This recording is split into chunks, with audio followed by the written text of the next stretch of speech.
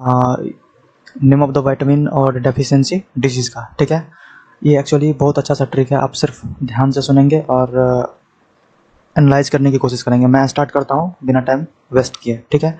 तो यहाँ पे देखिए विटामिन ए जो है, विटामिन ए क्या करता है डेफिशिएंसी, तो xerophthalmia and night blindness. इसको आप सिंपली याद रखेंगे। विटामिन बी हम तो पढ़े हुए हैं ना बहुत पहले भी कि विटामिन ए के, अगर विटामिन ए प्रॉपर्ली नहीं लेंगे तो मेरे आँख में विटामिन ए की कमी हो सकती है और मैं मतलब मेरे शरीर में विटामिन ए की कमी हो सकती है और जीरो ऑफ थैलेमिया मुझे हो सकती है, ठीक है। नाइट ब्लाइंडनेस भी हो सकती है, ठीक है। तो इसको रेटाइनल ऐसे भी याद रख सकते हैं। तो विटामिन बी का आपका मतलब फंडा क्लियर हो गया।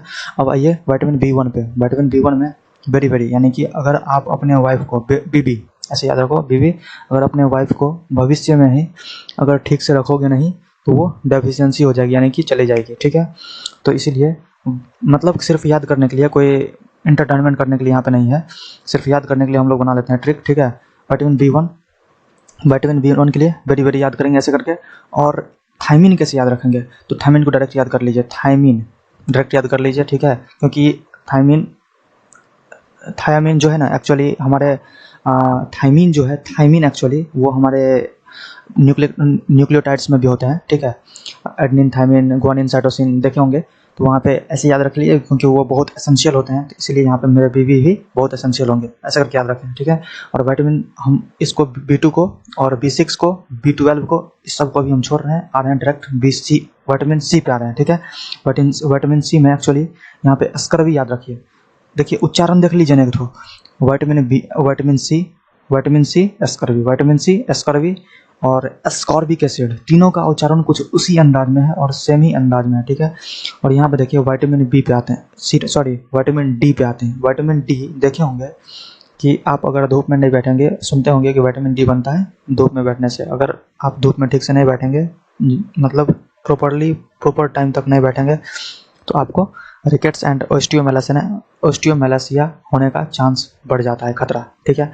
तो एक्चुअली हमारे बोन्स में ये डिजीज़ होते हैं। तो कैल्शियम ऐसे याद रखना है, कैल्सीफेरॉल, ठीक है।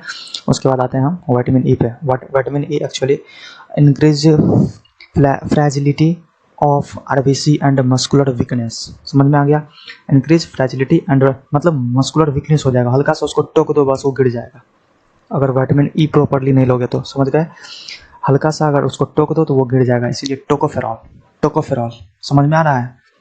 तो यहाँ तक समझ में आ गया है तो यार लाइक तो ठोको पहले, उसके बाद सब्सक्राइब भी कर दो ना।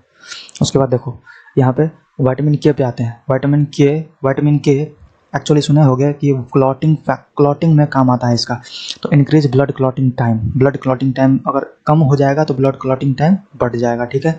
और इसको डायरेक्ट याद रखेंगे कि फाइलोक्यूनोन, क्या बोला मैंने, फाइलोक्यूनोन, इसको डायरेक्ट याद कर लीजिए, इसका कोई ट्रिक नहीं है। ज़्यादा ट्रिक लीजिएगा तो फिर कंफ्यूज में चले जाइएगा, ठीक है। अब देखिए विटामिन B1 तो हो चुका है, विटामिन B2, B6 और B12 मेरा बचा हुआ है, बाकी सब हो गया है। तो हम विटामिन B12 पे पहले बात करते हैं। विटामिन B12 आप सुने होंगे कि एक्चुअली अगर हम ठीक से प्रॉपर्ली मात्रा में विटामिन B12 बना लें तो मुंह में ये जो आता रहता है, मतलब फोड़ा टाइप का जो बनते रहता है मुंह में, वो सब होना स्टार्ट हो जाता है। तो एक्चुअली इसको आप डायरेक्ट याद रखें, कोबैलामाइन। यहाँ पे भी एनीमिया है कुछ उसी अंदाज में, मतलब हल्का सा क्या बोलते हैं इसको, हल्का सा उच्चारण सेम ही लग रहा है, साइनोकोबैलामिन एंड पेरिनिसियस एनीमिया, ठीक है। और विटामिन B6 पे आ जाइए। अब पैरिडॉक्सिन कॉन्वोल्यूशन, ठीक है।